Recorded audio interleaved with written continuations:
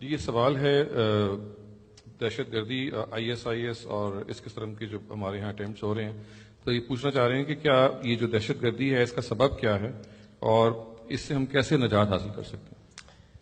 یہ جو دہشت گردی اس وقت مسلمانوں کی طرف سے ہو رہی ہے، اس کا سبب وہ مذہبی فکر اور ریلیجیس تھاٹ ہے جو مسلمانوں کے مدرسوں میں پڑھایا جا رہا ہے، جو ان کی سیاسی تحریکوں میں سکھایا جا رہا ہے۔ اس کا باعث یہ ہے، اور اس میں 4 چیزیں ہر مدرسہ پڑھاتا ہے، ہر مذہبی مفکر سکھاتا ہے، وہ آپ کے سامنے نہ سکھائے تو بہرحال لازماً سکھاتا ہے۔ وہ 4 چیزیں کیا ہیں وہ سن لیجئے۔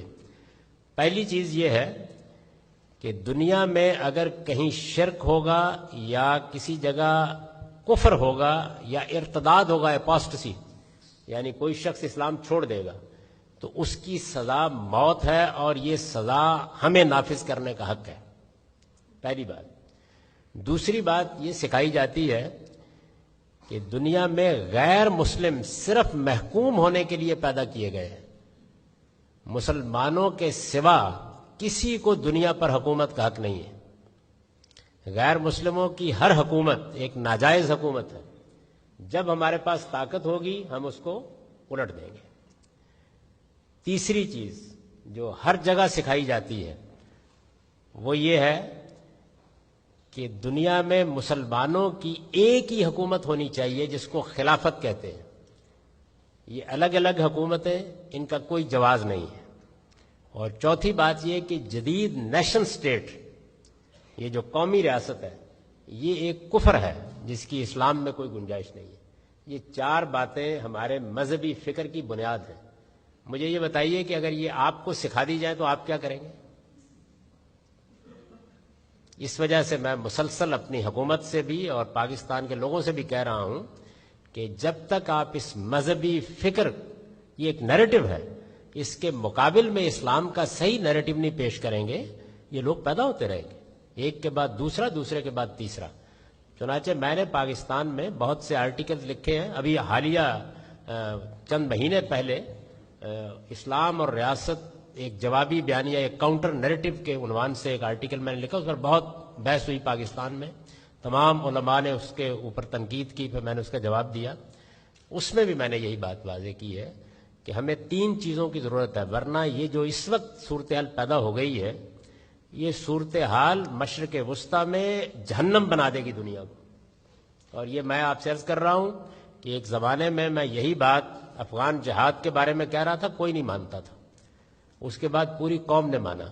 تو آج میں آپ کو بھی متنبہ کر رہا ہوں، اس کے لیے ضروری 3 اقدام ضروری ہیں۔